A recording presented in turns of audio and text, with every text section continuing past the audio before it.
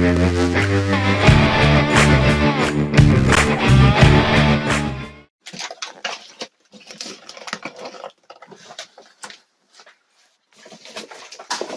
I supposed to follow you back there? No. Perhaps you've seen places on the television where people hoarded stuff and didn't get rid of it. An example of that.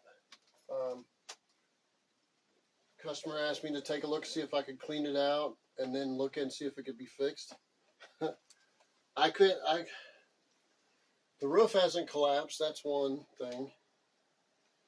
It's a daunting task. I see why people want to just haul it off.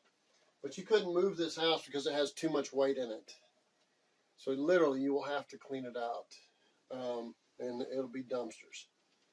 So it goes on and on and on. I don't know how the person lived in here because I don't see a place to sleep. Not an easy chair, not nothing. So, I guess we'll talk about cleaning it out for them, but I'll have to have a shovel. See you guys. See you later.